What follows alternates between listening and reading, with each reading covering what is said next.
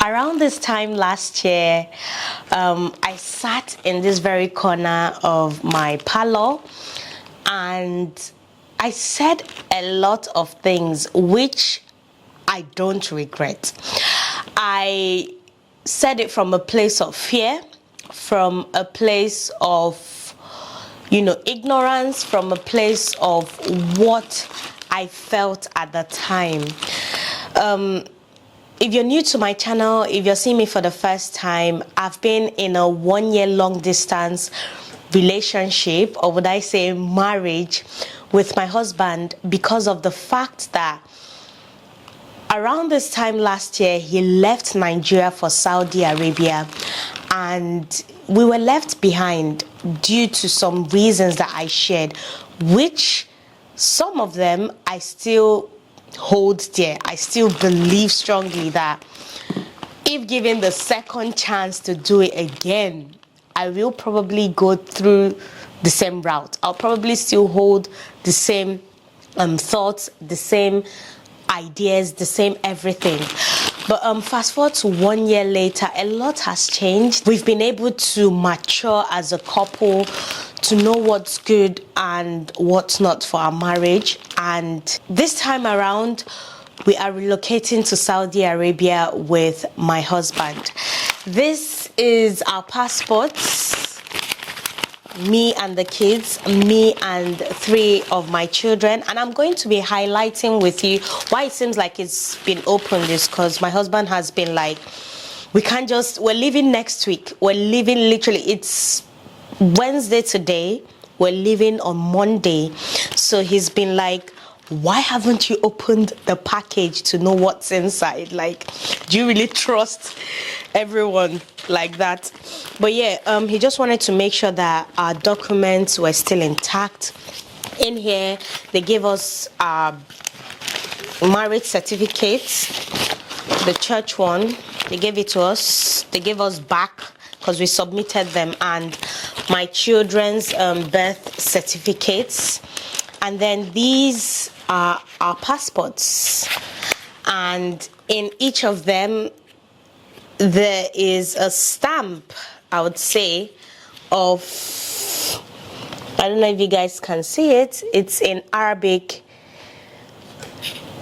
visa stamps in all passports. But anyway, most of you must have suspected, most of you had an idea, most of you kept sending me messages on Instagram saying, I know your husband is back. And from the whole Abuja trip to, some of you who are following my Instagram stories, splurging on makeup, splurging on a whole lot of things. Some dynamite saw me at the police headquarters here in Port Harcourt. Just a whole lot of clues here and there when I visited Aba, when I went for Yagazia's Christianing. Some of you heard my husband's voice in the background. Left to me, I would have made this public, but my husband was like, nah, I do not want people to know that I'm back, and I do not want them to know when I'm leaving, and that's why you're getting this time. And if you're watching this, we probably are already in Saudi Arabia. And I'm going to be sharing loads and loads of reasons as to why we collectively, we as a couple, we made this decision. Like I said in my Q&A video, left to me alone, I have no business in Saudi Arabia. I would love to stay here in Nigeria. I would love the idea. I mean, 1 year long distancing wasn't bad. Maybe if it extends to 2-3 years, it's going to start taking a toll on the marriage. But then the first year, like I told you guys, we've had series and series of fights way before he left, and it kind of felt like a cold water being poured, and the marriage changed its dynamic for good.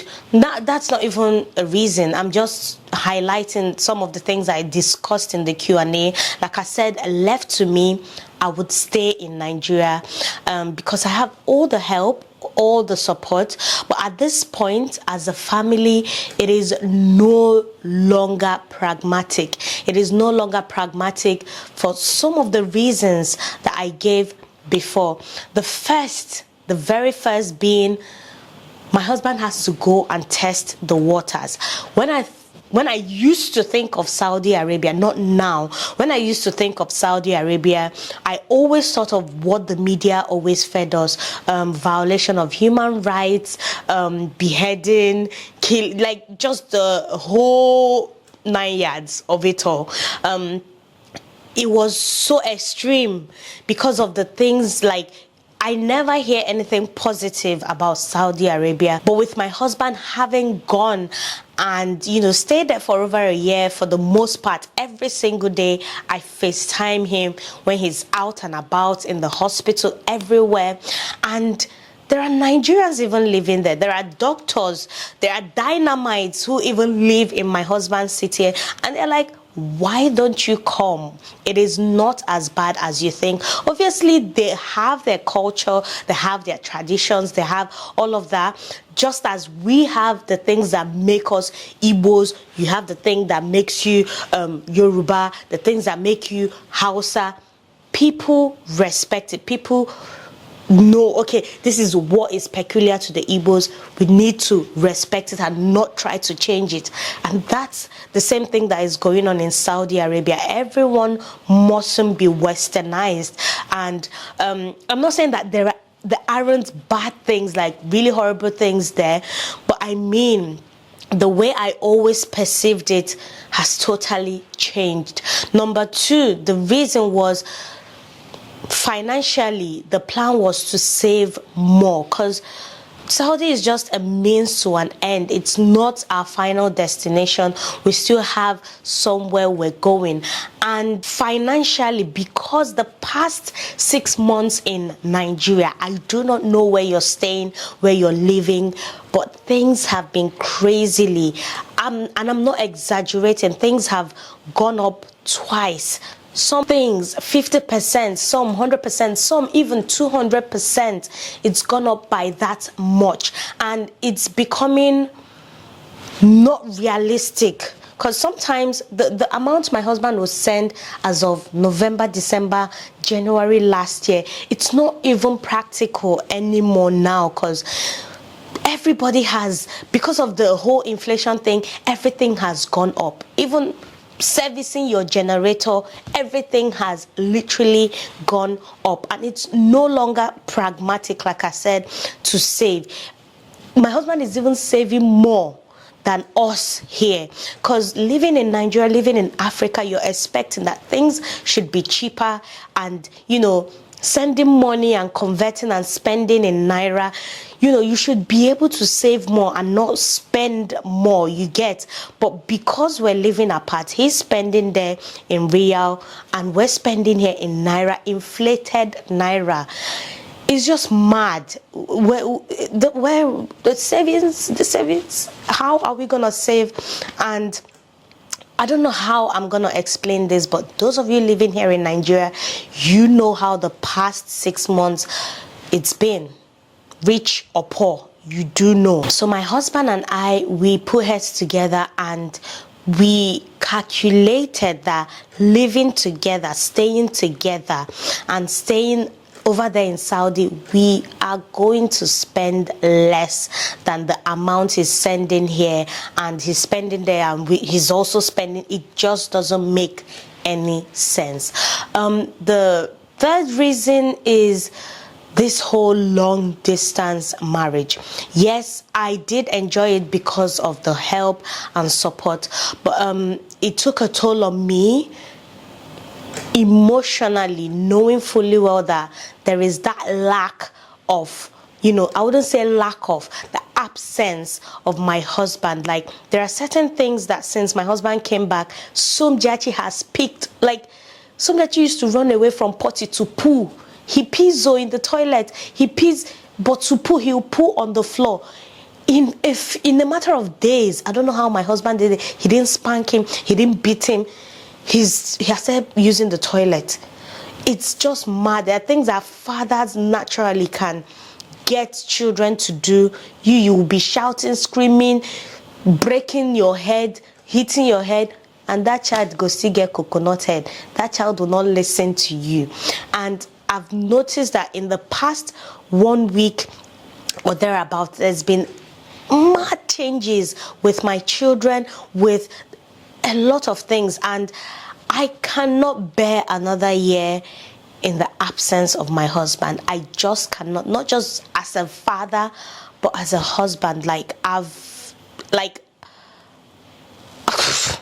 Intimacy, like I said in my Q&A, dead. I do not want that for my marriage. I do not want to be at some point just roommates with my husband, or having to start again building. I just can't do it anymore. I don't know how to express how I feel with words, but this whole 1 year was heartbreaking for me, doing a lot of things alone, having to attend events, run the house, run the home, still be a mother, go through pregnancy, go through a lot of things alone. I cannot bear it anymore. Yes, there is the support. Yes, there is the family, but my husband is the missing part that I always crave for. And I may pretend, or not even pretend, I may mask the whole strength of, having to do it all, the confidence, the courage, but I break down sometimes, knowing fully well that I do not have a man. I do not have a man around me, and I need my man. I need my man. And yeah, these are some of the reasons, the practical reasons that I'm moving to Saudi Arabia. We are moving to Saudi Arabia as a family, and I know it's going to change a whole lot on my channel, because this channel is basically Nigeria and me. I know I'm going to lose a ton of subscribers. I know that most of you would probably stop watching me because you cannot relate to that content. I mean, as of last year, I sat down here and picked myself. I picked that, okay, because of how the media is being regulated in Saudi, contents and whatnot, I cannot go there. I chose to build this YouTube career. And yes, the past 1 year has been amazing. I hit my 100K milestone. I worked with a whole lot of brands, collaborated with mad people that I didn't think I would ever collaborate with, met amazing souls in form of fans. In fact, this is our family. A lot has happened in just 1 year with this whole YouTube career.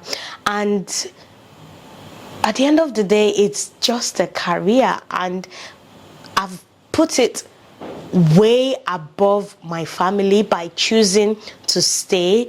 And I saw how it took a toll on me. It took a toll on my family dynamics and all.